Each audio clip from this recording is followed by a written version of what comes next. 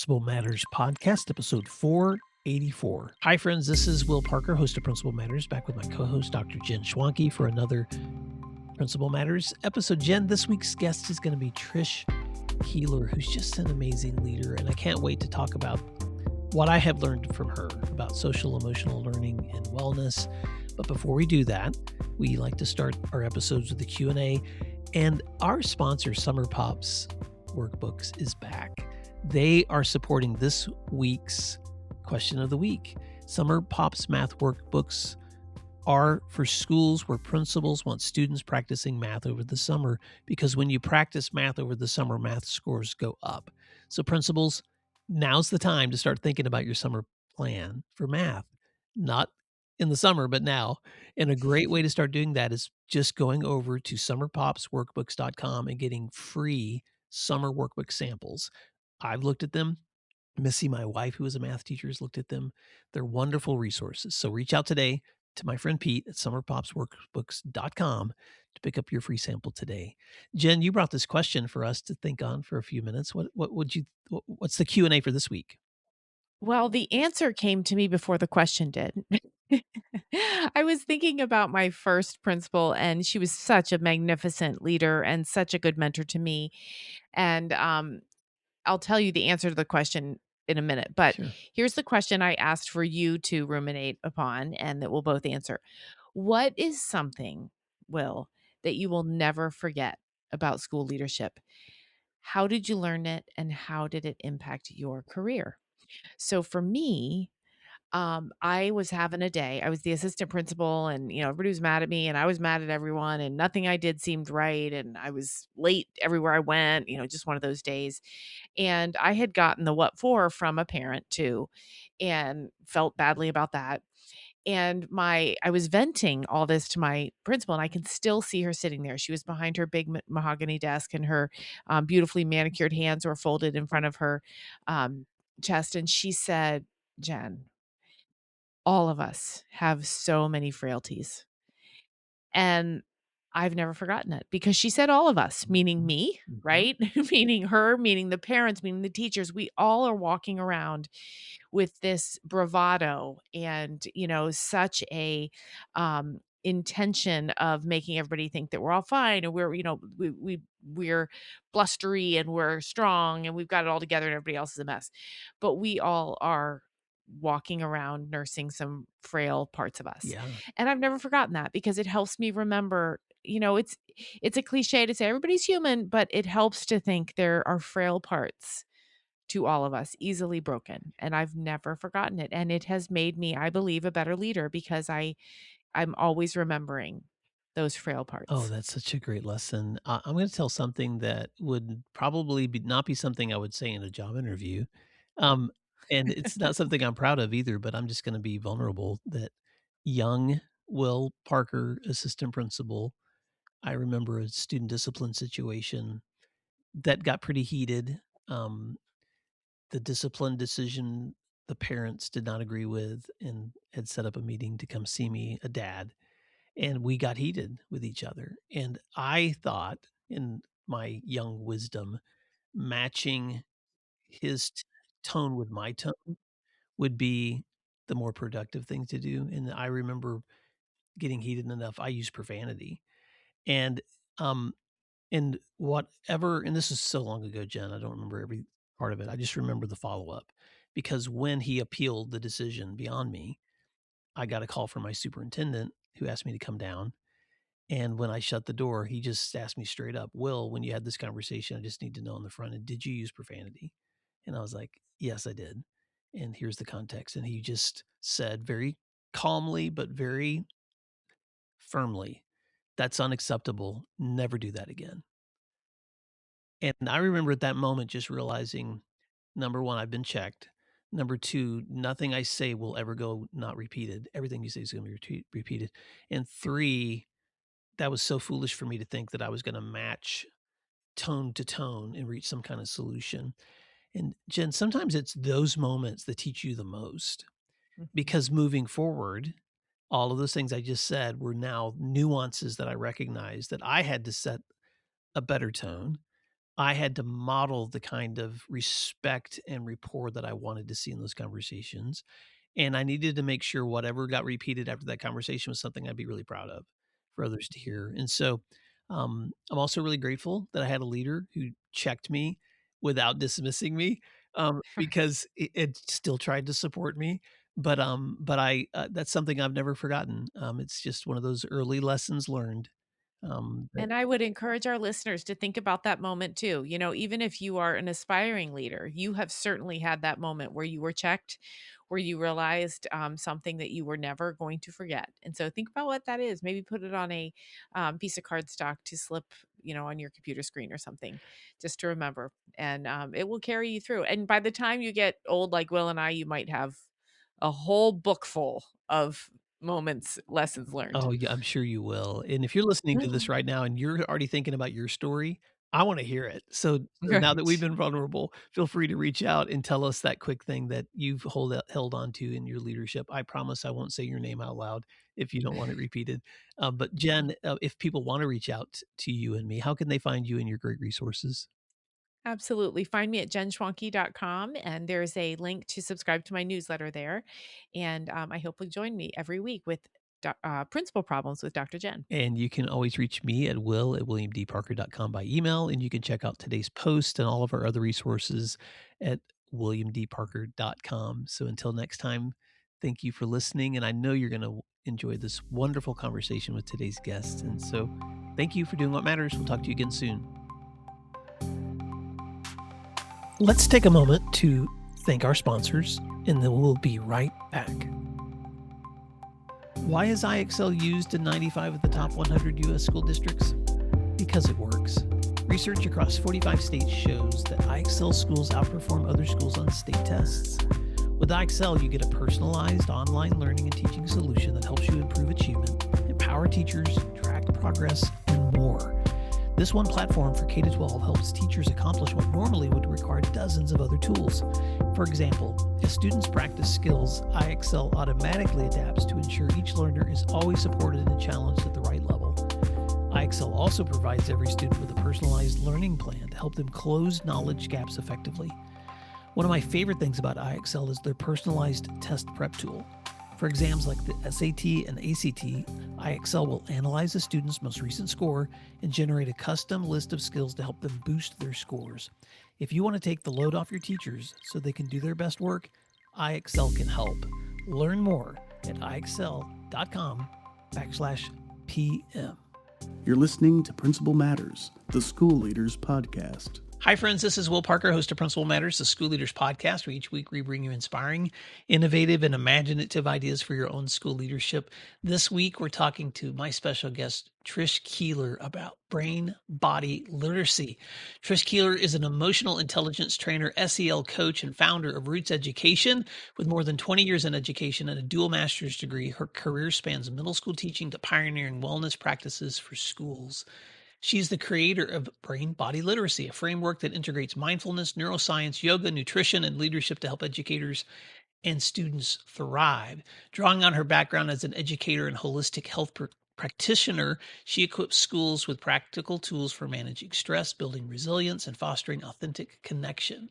And through her training and coaching, she empowers educators to transform school culture, showing that well-being is not an add-on, but the foundation for achievement and joy. Trish Keiller, welcome to Principal Matters Podcast. Why don't you fill in the gaps on that intro and tell listeners something else they may be surprised to know about you?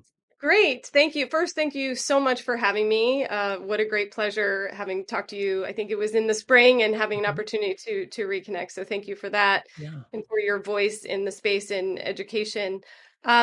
Maybe one of the gaps, sort of, I'm one of the transplant stories, sort of the Hollywood story that I left Connecticut for a few months after 10 years of teaching in the classroom to come out to Los Angeles and do some training. And 19 years later, I'm now an Angelina.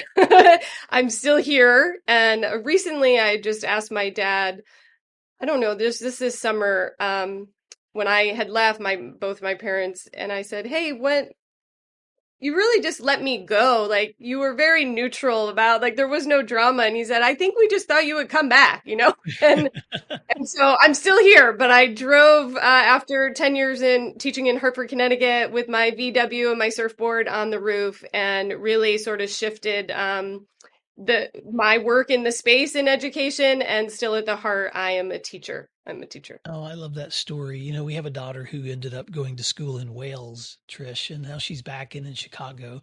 And your dad was way more chill than I was because if it wasn't for Life 360, the app that we can keep and all track each other, I think I would have probably lost my sanity of not knowing where she was. But what a Right. great story. Well, let's talk a little bit about your background because I have, by the way, just for listeners, I have a lot of friends that I've met through this work, educators whose work I admire, sometimes people that'll reach out to me and ask about me checking out their content. There's a lot of outreach, Trish, that I get that I don't respond to just because either one, it's not the right fit, or B, it was somebody using AI to reach out. And I'm just like, I really like to have real connections. And our connection became pretty organic because when I was looking at yours stuff and you were sharing some information with me through social media, I was like, this is such an important topic for us to be talking about with schools. And so even though my audience is mostly principals, system principals, superintendents, directors, aspiring leaders, I really want to introduce them to the work that you're doing. But before we go there, let's talk a little bit about your background in education and what led you to doing the work you're doing today. Yeah. Well, my mom was a teacher and then a director of special education and a school principal. So I grew up in schools. I grew up helping teachers in the summer put their bulletin boards out, cut out the letters for those of us from back in those days.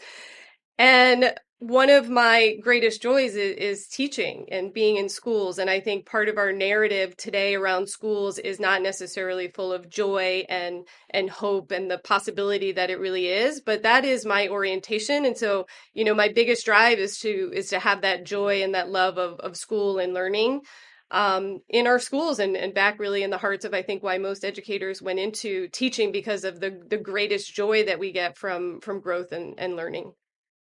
I love that. You and I've talked before about your, you know, being the child of an administrator. And that's not really a conversation we've had a lot on this show.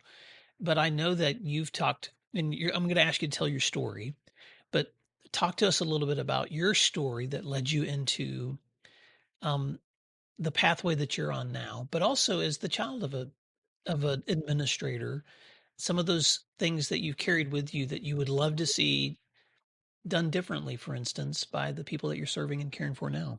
Sure. I think in my own administrative credentialing program that I went through, inspired by my mom, there never was a conversation about the fact that administration is a family endeavor. And it's not really something that one person takes on, but in my experience and my mom's and colleagues, and really just sitting around the table with her, with principals and superintendents over, this is a family deal. And without really embracing what that entails and what it means, times have changed. Obviously, now it's email and it's text, but phone calls that, you know, my mom needed to take, and she needed to support a teacher, and she had to talk to a parent, and kids sometimes could get sidelines. You know, my mom would kid sometimes that one of her admin assistants, you know, raised her fourth child, who was like always calling and needing things. And so just this notion of, one, just acknowledging that and really validating that this is often a 24/7 role. It is a 3 a.m. spinning in the middle of the night, whether that's about, in my situation, are we going to cancel school tomorrow because there's a huge storm coming in, and how are superintendents now supposed to be also the right weather forecasters and make these big decisions that people are holding on them. And so when I began sort of my own journey in teaching, and the stress that came along with that, and found myself into some yoga programming, really just this self-awareness that I started to embody and engage with my mom to bring some stress reduction to her.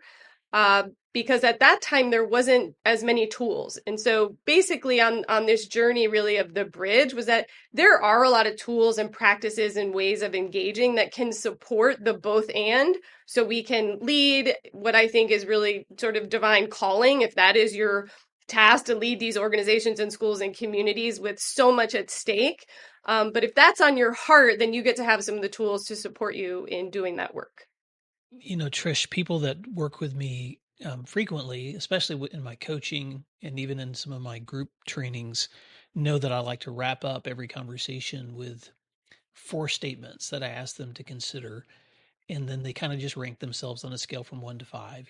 Statement 1 is I'm being visible and present with every teacher, every student, every day.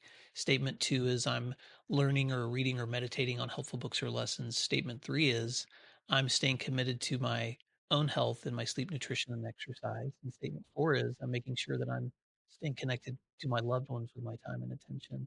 And so what I hear you saying is all of those are important, not just one of them. All of them are important. And one of the terms I wrote this down from our last conversation was you like to use the words learning readiness as an important way to talk about wellness for students and teachers and school leaders. So talk about what that means to you. Well, as a middle school math teacher, early in the morning, our students can often be half asleep on the desk with their head down. After lunch, they can be bouncing around with drama and things that they want to uncover and unfold.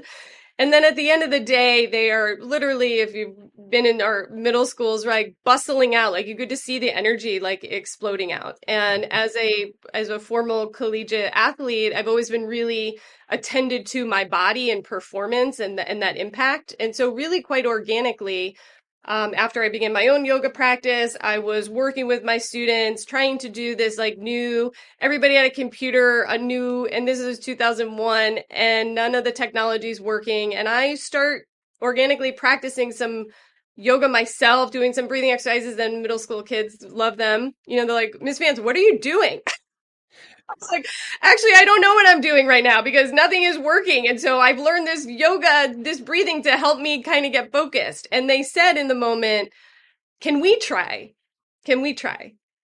And I also know middle school students and know that this could be just their way of distracting their teachers because yes, they are masters at taking us down the rabbit hole. But in that moment, we began then to use the tools and practices that created learning readiness, and doing that after 4 years in the classroom and sharing that within my own school building, realized that there was a disconnect between us saying that we're teaching the whole child, but actually really including the body and what that looks like physically, mentally, emotionally, and with our mindset.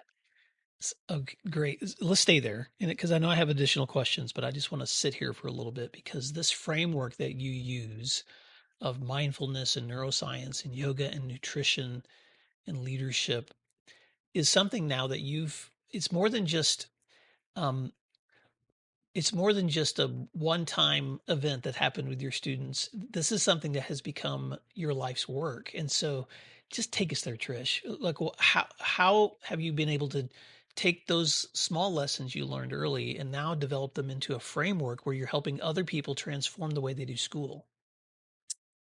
Yeah, so really it began by just beginning with someone asking, can you do this with our students? Mm-hmm. And I think, when I first did my yoga teacher training, my teacher, Anna Forrest, she said, I love the beginning students and the advanced students the most because they both realize they don't know anything. And that was one of the greatest things that really resonated with me. And so it really was my intention to bring to students that I was working with and starting yoga programs at schools here in Los Angeles and starting these programs in 2003 and 2004, over 20 years ago. And at that time, it was sort of this novel concept, but to be with them as a student, to be with them as a learner, and then bringing in other teachers. I think oftentimes our roles as leaders and administrators, we carry so much weight as if we're supposed to know and we're supposed to have these answers. And I think that rests with parenting too.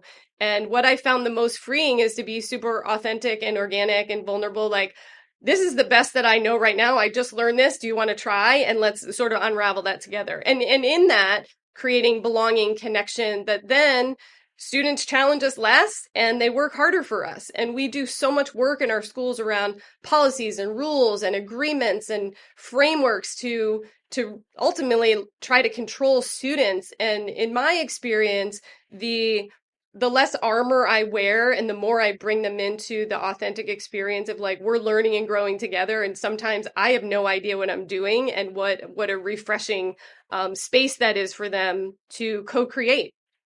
Oh, I love that. I wrote down that quote because my mind just immediately started spinning on I love beginning and advanced students most because they realize they don't know anything. And Trish, I immediately was just like looking in the mirror thinking, wow, how is that true in our own learning? Because a lot of times as educators, it's when we're fresh and hungry that we're ready to bring something on, or when we've had enough experience to realize I'm dying unless I learned a new skill, unless I bring someone else Yep. in or unless I build the capacity of my staff. And Yep. so I love that spirit because I think the people who listen to this show are people who are ongoing learners. Bring it. Let me learn something I didn't know before. And you've Yep. already said some really important things, which is that the benefits of this kind of wellness framework allows students to be more centered and less anxious and cooperative and collaborative with their teacher or their educator who's walking them through these practices. So, what are some other takeaways and practices that you think educators should know more about if they're going to embrace this kind of brain body literacy?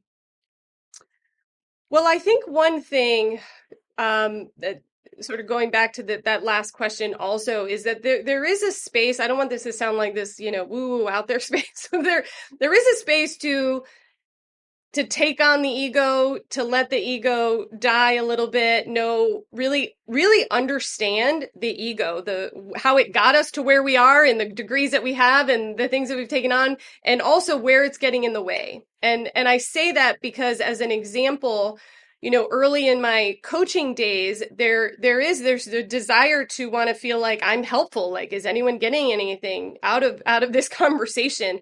And what I really, over the years, learned was that it wasn't about something that I was sharing, but it really was this co-creative process. And that by us having a conversation, something new birthed in that space that leaders could then run with. So it wasn't that I could come in and say, hey, here's what you should do. I don't know what you should do, but here's a place that there's a different model that we could look at for learning. And what is that birth? And when I was able to really rest back and let the ego sort of sit okay, that there wasn't something I was necessarily bringing, but together there was something that we were co-creating that wouldn't have birthed in the same place. That for me has opened up world. And so as leaders doing that exploratory work that's not always happening in our classrooms, that we're supposed to have answers. And there's so much ambiguity that it's creating a little bit more stress. But when we open that floodgate up and we have new frameworks to understand how we learn, I think there's great freedom there, and more importantly, great innovation that the time is really calling for. Well, what I love about that response, Trish, is that's spoken like a great teacher because not for a second have you um, begun doing any prescribing. You're immediate, you're answering these questions exactly like I know the heart of a teacher would, which is okay. First of all, let's remove our egos, and then ask what kind of exploration and curiosity can we create together so that we can find the solutions that are going to work. And in other words, if you were to step into any school, you would spend a lot of time first getting to know it before doing anything differently.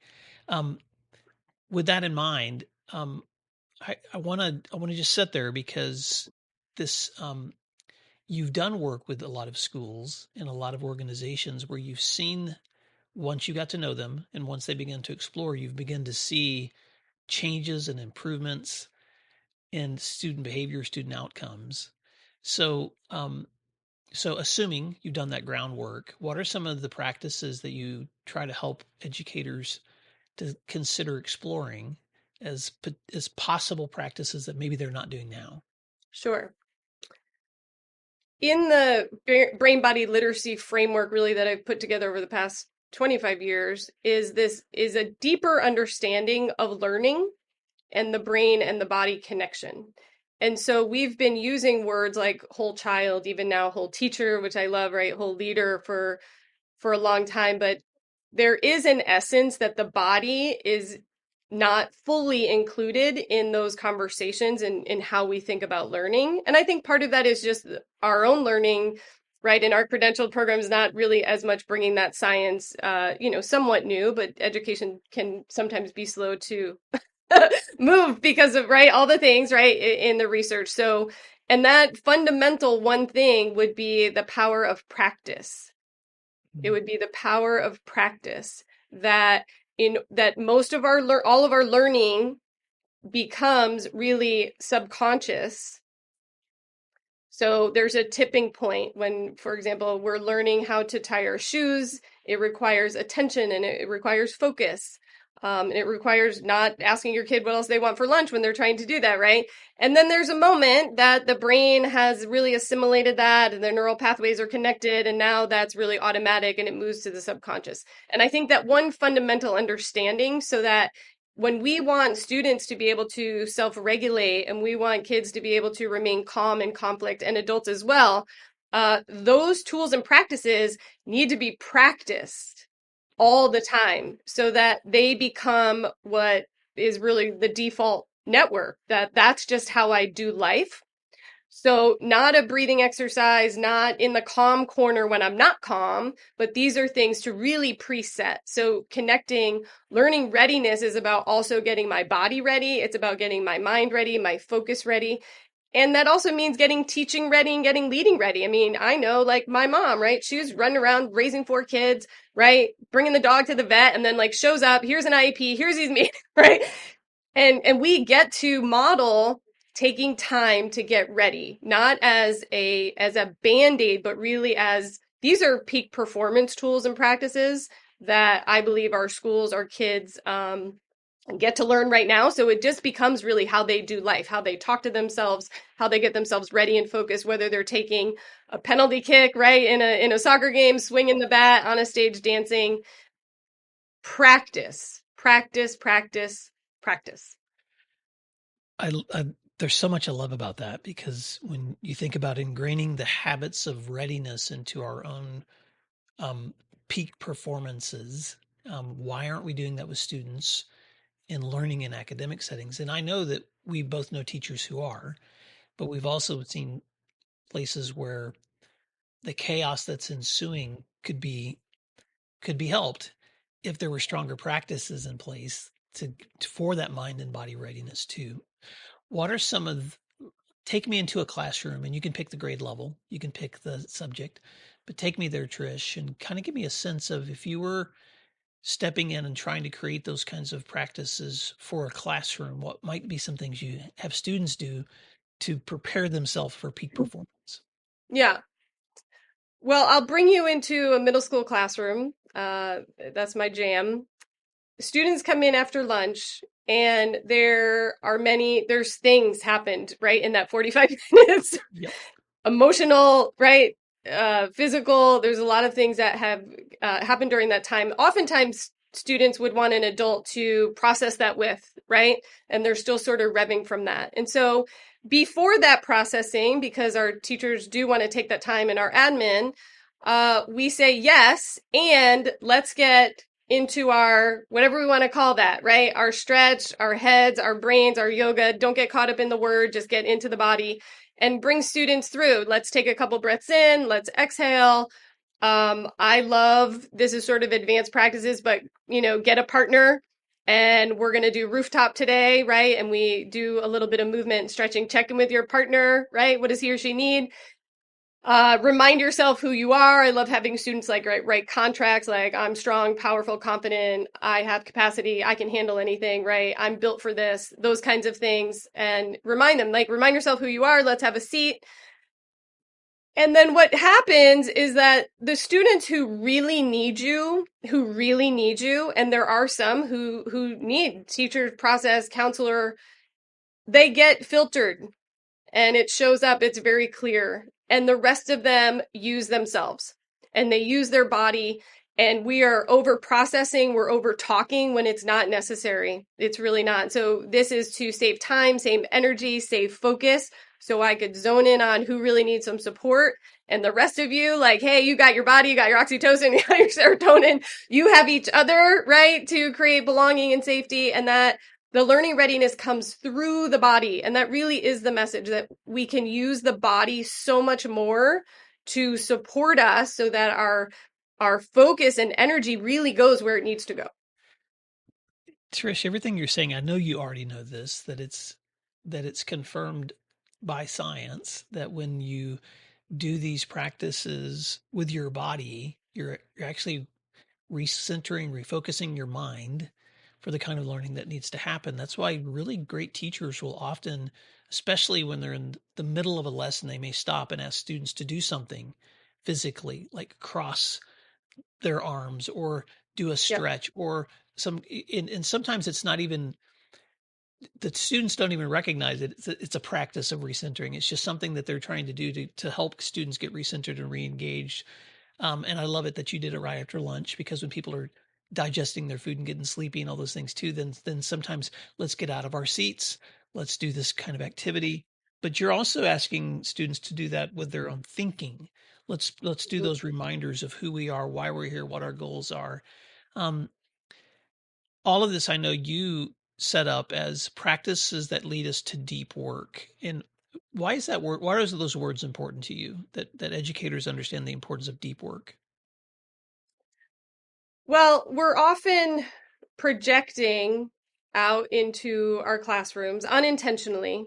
And so, really, just some exploration into why do we do what we do? What are the things that sort of trigger can carry a negative connotation, but trigger is also just the thing that is the cycle of habits, you know. Like I was recently telling this story that I'm a runner and my habit is go for my run and then I do my ab work after. Well, I had an injury, and a couple weeks later I said to my husband, like, oh my gosh, I have not done my ab work in 2 weeks. Like, it completely was gone out of my consciousness. Didn't even think about it because that trigger was gone. And so having teachers just explore that. I love sort of the activity of having teachers sort of playfully discuss, like, what are the things that like get under your skin with students, and they're like, they're late or they're chewing gum or they're rude, right? And like the list is just exhaustive, and it's like, what are kids to do with this information? And so to create lightness, playfulness, joy, shame does not support the work that we're up to. And too often I think that the work of, you know, self-development or emotional intelligence can feel like I'm not doing it well enough or good enough, and that is completely the opposite of the intention. But it's really to free us up, to kind of laugh at our human tendencies to think that, you know, that we know something, right, that other people don't know, and to make it lighter so that there is more ease and joy in the process. So I want to ask you a follow-up question, because this is something that I think came up when we were speaking a few months ago about the significance of self-forgiveness and self-compassion. And I want you to speak to that, not just from the perspective of how to teach students that significance, but also for us as educators. So talk about that for a little bit. Yeah. Whew, this is a big one. This is a big one. I think for our leaders, myself as an entrepreneur, as well, and challenges, struggles, obstacles, and we know the importance of validation. We know the importance of acknowledgement, and when you're running a building, there's not necessarily a lot of people who see what you're going through, who know how many phone calls you're managing at night or how many emails, and you're always sort of outwardly focused. And sometimes that acknowledgement, even your superintendent with greatest tendencies just doesn't know. And as leaders, we tend to keep things tight as well. So you get to coach yourself. And what that looks like is acknowledging what I'm holding and telling yourself, this is big. This is big. I've got teachers out with, like, you know, spouses who are in the hospital, who kids are sick, who are, you know, I'm empty nesting. There's a lot that our teachers are managing. And for leaders to tell themselves, this is a lot, there's space for this, and I can hold this capacity. So the framework that I teach is called the love framework, which is to notice. When I say like bring the body into the school, is really noticing the sensation and helping to just be with sensation. I really didn't learn that until I started to practice yoga. And I would just go for a run. If there was a breakdown, a stress, I would just go for a run. I had no other tools really. So when I say that for leaders, notice the heart beating, the tingling, the red face, the sped upness that keeps you up at night, and just ride the wave of the sensation. To lean in, that's the L. The O is to observe, like, where is it manifesting? You feel it heavy in your heart, just bringing awareness, attention there. The V is then validating. This is a huge emotion. It gets to have space. You don't necessarily need to talk to somebody about it. Maybe you do, but you can hold this. And then the E is really just to embrace that. And this practice, I know for me, it's amazing how much we can actually support ourselves. And that is not to say that we do this alone, because I think I love this notion of if you feel lonely in leadership, you're doing it wrong, right? I really love that system and that frame, but that when it's 3 a.m., I get to acknowledge like how big this is, and that yes, it's okay. And by breathing and by shifting, I will say with that framework, one of the biggest things I teach is that every single day, how do you make yourself really small? Whether that's, universe, framework, earth, but like to envision this one person that you are on this huge planet with these billions of people, and just that essence of how we orient our minds to space decreases really the cortisol that we can feel from the heaviness of holding that community, and that notion of making ourselves small really supports the physical nature of the stress experience. Wow, Trish. Okay, so Principal Matters listeners know I love to pause and summarize, and that love framework can be so powerful. So let me see if I can repeat this correctly. But one, the lean in is that first, just being aware of that moment that you're in and just acknowledging it for what it is. And that the observing then is taking a step back from yourself and paying attention to all your five senses or six senses, and just being able to observe, okay, this is what's going on. This is why my heart's racing, and this is why this situation's happening. Validating is, I'm going to say, probably call it what it is. Like there's a reason I feel anxious, because this is the situation that we're managing at this moment. But the embracing part, um, for me, is all about clarity. It's just like, okay, now that I've done the work of stopping for a moment, leaning in, observing and validating, then I have clarity to recognize what's happening so that I can move on with some self-control and equanimity and more curiosity and kindness and all those things that I want to have stepping into hard situations, instead of looking like my hair is blowing off. And so am I hope I'm understanding the love framework. But that's what a great acronym. Thank you for sharing that. Of course, yeah. And I'll add one thing there, and I love that word equanimity too. I think when I'm introducing the brain body literacy, one of the parts that's most important is to really understand stress at a deep level, and know that the chemicals of stress, right? I think most people are probably familiar with cortisol, that stress can still have this bad rap. And of course, right, it's like, oh, stress is killing us, and most of our diseases are related to stress, right? And we can, like, if you're thinking about your stress and you're getting stressed out, that that is counterproductive. So looking at stress as like, what really is that? What is the body doing in that moment is serving us, and basically it's a different flood of chemicals to get us ready for a big moment. And I love that with students, for them to understand, hey, and this is so simple.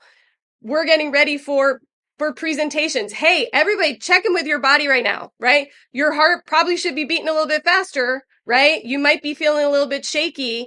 You might be feeling a little more tension. And yes, that's great. That is your body. It's getting ready. And here's how we support it. We can slow our breath down. We can feel our feet, but don't be fooled that this experience is going to go away one day. And the bigger responsibility you want to take on, the more accountability you want to have, the bigger impact you want to have. You're built for these moments, but you got to keep leaning in and just knowing that is, thank you, body, for getting me ready. that is really normalizing it. And kids, it's so freeing. And then we could laugh about it, be like, how fast is your heart? Oh my God, right? My heart's more ready than yours because it's going this fast. And creating playfulness around the, like, inhabiting the body that we're all in. That's so powerful, Trish. And I'm just hearing you speak not just about students, but you're speaking to us as educators too, and the importance of being able to recognize our, to be aware of ourselves as we step into situations too. Um, One of the terms I like to use for self-compassion is give yourself grace. Because so many times we are harder on ourselves than anybody else is ever going to be. And but so recognizing that can be important. The last question I want to ask you before we wrap up is, um, why is language and growth mindset such an important part of learning readiness too? When you think about body mind readiness. Yeah, language is one of my favorites because it's so quick and it's not a new program. And it is a new program because you got to run a new program in your head. But essentially it still comes back to the body. It still comes back to the chemicals. So for example, the way that I think I'll just throw this sort of the reticular activating system at our leaders, like when we really get that, it determines our focus, right? So many things coming in at the same time, we can only absorb so much. Some scientists would say that's 126 bits, but that's just in the details. But our words then create an image and then we react to that. So for example, when we say things like, I have to do something, little kids get that. What does that feel like? Like, just tune into your body. What does it feel like? It feels yucky. Little kids will say, right? It feels like control. It feels heavy. It feels burdensome. Yes. And so we sort of have this image of that, and then we create that, and it feels worse. So there's not a lot. So there could be more cortisol running. So it's like, I have to get through these reports. I have to prepare for the board meeting, right? Whatever sort of our role is. When we do little shifts, what's the energy of I get to? Mm. What does get to feel like inside, inside of you? Crawl inside. What does it feel like? Privilege, opportunity, joy, right? Okay, so what's happened? Now there's like more oxytocin flowing in there. There's more serotonin. You feel different, so you make a different choice. Choose to is a great word. Like, I'm choosing to prepare this because I want to honor my word. And I know that my word matters in my confidence more than anything else. Nobody else is going to be looking for it, but I said I was going to do it, so I'm going to do it because I know, right? So playing with our language, our words, when schools really align here, then it really does become the default mode, and that's just how kids speak, and it really opens up. And I know we're wrapping up. I want to share this one quick real story because I learned this so many years ago when I was teaching in Hartford, 2002, the sixth grade team and the other sixth grade team, we were noticing students. We often asked them to work together in peers, and there'd be scuffle, or I don't want to work with him, I don't work with that, right? And it would become a thing. And we were really brainstorming. We decided, let's use the word colleague. Let's use the word colleague, and let's teach them about colleagues and, like, what do we do? And we're here to work together, right? So we do this, and on every paper, right? Like, we just really worked together as a team. We had the word colleague, and students just knew, and we did like the time for all the things, right, that you can do to create that. That became their language. Like, hey, can we work with a colleague on this? The image, right? You can almost picture that we have for colleague entails something different than your peer or your friend. Great, awesome. The kids go to seventh grade, and the first day of school, they're literally like sixth grade's on one floor, seventh grade upstairs to create some divide. The seventh grade teachers come down, like three of them, and they're looking at us 10 sixth grade teachers. They're like, what's with the colleague, you guys?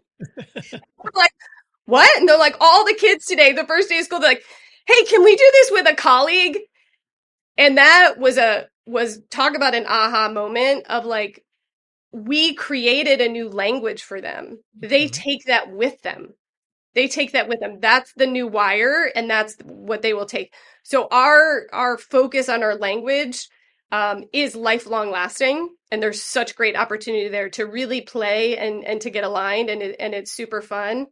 And I still have principals this day. Like, he'll call me, Jason in Connecticut, and he'll say, I know, Trish, I know, we still laugh that we get to do all these lunch duties, you know? And so we play and we keep it light, but it is a reminder because we do forget how privileged we are to get to do laundry, to get to drive our kids around, right, to soccer practice. And it's not until moments of tragedy that we remember. What I love about language is, thank you for saying that. What I love about language is the how quickly you can reorient a situation. And I love how connected it is to that whole, because what you're doing is modeling growth mindset too. So the difference between um, have to versus get to, you automatically feel a different emotion. It's the same thing with the way we speak to students. Instead of be quiet, stop interrupting, how much more powerful is it to let's focus, take a deep breath, pay attention? Or instead of I'm not good at fill in the blank math or writing or whatever that is, I haven't, maybe instead of that, we could teach students to reframe that. I haven't learned how to do this yet because Yeah. now there's still possibility. And so it's not like we're not trying to play tricks, but what we're trying to do is use every moment. And so I'm just going to do a quick summary, Trish, for things that listeners can put in their thinkers. Every great classroom has procedures that anticipate the body and the mind of the student that's walking in, the brain and the body. And what you're trying to do, Trish, is give us just such practical ways to center and make that intentional. So I want leaders to be able to know how they can connect with your work because there's somebody listening right now that's like, oh, I want more of this, Trish. So how can they find you? And any parting words that you want to leave with our listeners today? Great. And before I say that, I want to add real quick that the get to, I also want to presence that's not just pushing yourself into things. I get to stop. I get to take a bath, right? I'm choosing to turn my phone off. So this is not about sort of that masculine sort of push energy of just get to the goal. It's also nourishment and supportive. So just to make sure that didn't get confused there. Um, how you can get in touch with me. I do some work on LinkedIn, so you can check me out on LinkedIn. Also, my website is roots-education.com. And my parting words, for me, it's just always like, stop trying to prove yourself. Stop trying to prove yourself. You've done all the things. Keep leaning in, keep growing, be authentic, have fun. Let there be light and laughter. I mean, I do work with principals where I have them really share with each other that they're going to use for the year of like, if you weren't in this role, what's the thing like that when you were like 20 years old, you thought like you were going to do? My girlfriend and I, when she texts me and says, I knew I should have been a coffee barista. Like, I know what kind of day it was. We can keep it light. She doesn't have to load all the things. She just says that. And I'm like, I got you, sister. Right. So keeping it light, keeping it playful. I learned a lot of that from Beth Hoff, who was a principal of the year, who I got to interview a few years ago, and just really the importance of laughter and light in the heaviness that you carry. And thank you, everyone, for your service for our communities. Oh, thank you, Trish. And of course, I just have to give a shout out to Beth Hoff too, because I've met her several times at conferences over the years. What a delightful leader she is. So and amazing. some Principal Matters, check her out too. But I want you to find Trish at roots-education.com. You can also check out her work on LinkedIn by finding her name, Trish Keiller. We'll put all that in the show notes. But Trish, thank you so much for the opportunity to learn together. And Principal Matters listeners, thank you for doing what matters. We'll talk to you soon. Thank you for listening to today's episode of Principal Matters, the School Leaders Podcast. If you enjoyed the show, would you take a moment and like, share, subscribe, or leave us a review? In fact, if you share it out with a friend, even more people can become a part of these conversations.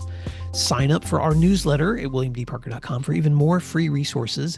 And don't forget to check out our website to learn more about our books, professional development offerings, Grow Academies, masterminds, executive coaching, and keynote presentations. Wow, let's keep learning together. And thank you for doing what matters. Principal Matters.